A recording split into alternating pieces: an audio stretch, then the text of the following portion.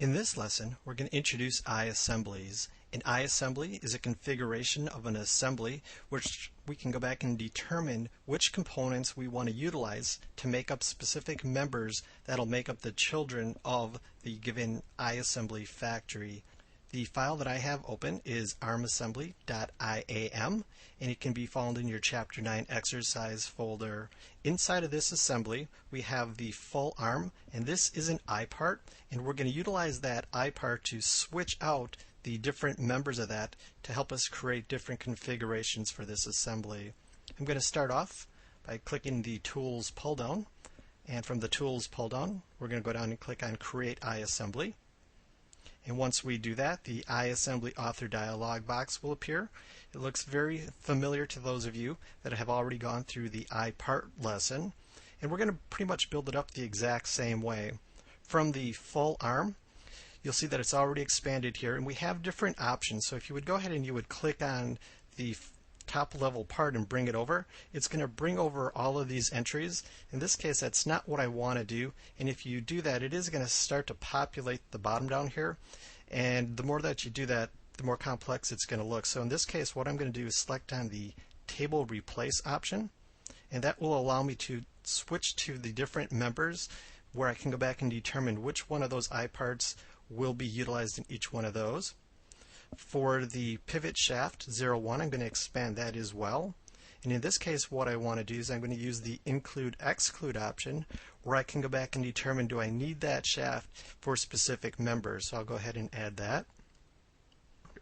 We also have other tabs up here, as you can see, so we can go back and determine the parameters that you want to use or not use. For the properties, and that's going to be the iProperty information. For the exclusion, we have a few more controls for including and excluding. You'll also notice that the components are available here, but since we've already done that from the Components tab, we don't need to do that here. Again, more controls with the iMates and Bill of Materials. So now let's start to build up our iAssembly, and I'm going to do this the exact same way that we did with the iParts. I'm going to insert another row. And you'll notice that the naming convention is already happening for me automatically. If you click under the Options tab, click under the Options button, you'll see in this dialog box, this is where you can determine how that naming convention is going to automatically be set up for you. So now that we have this, I'm just going to keep the original names and numbers here. I'm just going to bring this over so we can see it a little bit cleaner. Now for the full arm 01, I'm going to go back and say for this specific configuration for number 2, I am not going to have the shaft. And let's go back, and I'm going to insert another row. Now for this arm assembly 03, what I'd like to do is I'm going to switch out that base component, and I'm going to use arm number 2. And then let's go back, and I'm going to insert another row. And you'll notice in this case it's a direct replication of that last row that we had. And well, let's go back here, let's make a change here. Let's go back and include the first shaft, and we'll exclude it out of the second. So you can see it's very easy to go back and make changes here. I'm going to go ahead and click on the Verify option. In this case, that's telling me that there are no errors. So just a quick review, the member column here, this is going to be the file name that will actually be written out to the hard drive, and the part number that will be used inside of your parts list and bill of material. For now, let's go ahead and click OK. And our iAssembly has been created. I have another entry in the browser called Table. And now if I just go back and double click on each one of these here, you'll see that we have our different configurations. So in number 2, just that shaft was deleted. And in number 3, you'll see that that main component was brought back out. And in number 4, the shaft has been removed. So what I'd like to do next is I want to add another component back in here. And what I'm going to slide on over here, there's a toolbar that appears when you're doing editing for iParts and iAssemblies. And if I expand this first area here, I have two different options. I can edit the entire factory scope, meaning the change that we're going to do will affect everything globally, or I can do just a member scope. So what I'm going to do is I'm going to go back and make ARM Assembly 1 active. And with our scope set back to the factory, I'm going to go ahead and place in a component like you normally would. I'm going to place in this pivot.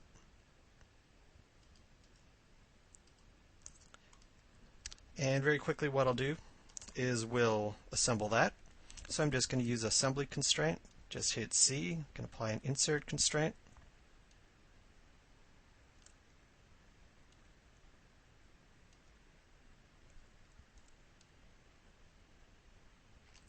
Everything looks pretty good. So now, if I go back and make these different assemblies active, you'll notice that the pivot base is visible in all of them. So let's go back. I can edit the iAssembly. Just like we were able to edit an iPart, you can right-click on that table and you can edit it via spreadsheet or the table, or we can use our entry right here to go back and re-edit our iAssembly. And you'll notice that the column did not appear for that pivot base, being that it's being utilized for every single member.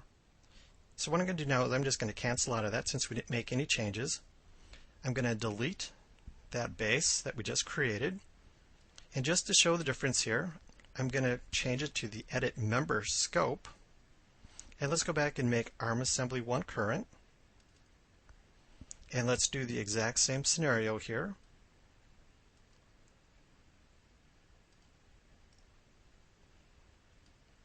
And again, we'll apply an assembly constraint.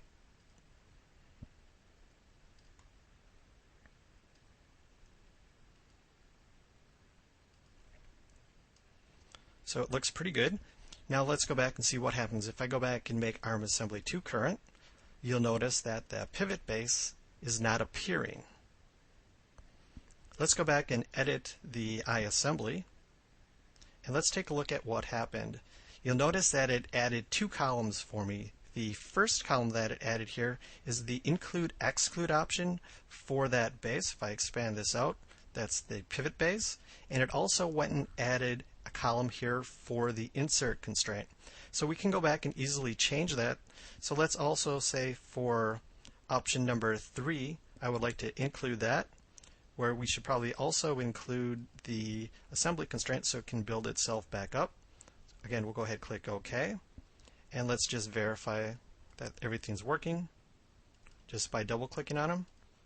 And you can see that everything is. For the next portion, what I'd like to do is we can go back and we can have Inventor automatically generate all of the given assemblies and files that would be required to create these. In this case, I held down the Control key and I highlighted all 4 of my different members, and I'm going to right click on Generate Files, and Inventor is going to go back and it's going to make these changes for us and save everything. And this will save us a lot of time later on down the road. So this is highly recommended. Otherwise, when you go back and place in or utilize a different member here, you will be asked to make all of your saves.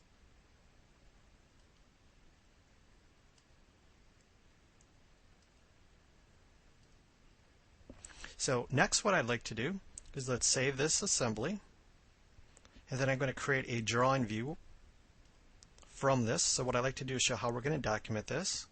So we're going to do the exact same steps. I'm going to create a base view.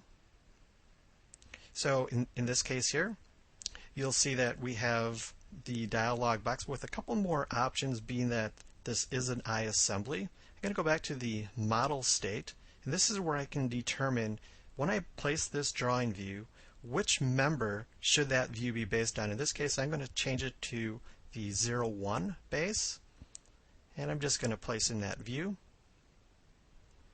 And let's go ahead and project off a couple views. So there's no difference working with this iAssembly as though it's any other part or assembly. Now let's change to the annotation panel. And then from here, what I'd like to do is create a parts list. Just going to pick a point in the view.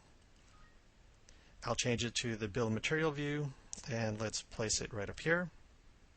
So if I zoom back up here, you'll notice that it's not giving me any description, so I didn't type any in. But what I'd really like to do for the quantity, I'd like to see the quantity for all 4 members that we created. And that's pretty easy to do. I'm going to go back and I'm going to edit the parts list. And we have an entry that's now available right up here called member selection. If I pick on that, this is where I can go back and determine which one of the members do I want to go back and place into this parts list. I'll take all 4. Click OK. Now if I move this over, you can see that I'm getting the quantity information for all 4 members. So now in this case what I'd like to do is let's take a look at the table. And the table, I'm going to again select the view. So I'll be consistent and pick on the front view, but in case it really didn't matter. Click on the column chooser, and this is where I'm going to go back and add information. In this case, I'm going to add all of the available columns. Of course, in this case, I can also go back and move the columns up or down. I can take all the defaults, click OK, and we'll place in the table. So now that's giving me more information in which options were utilized for every single member.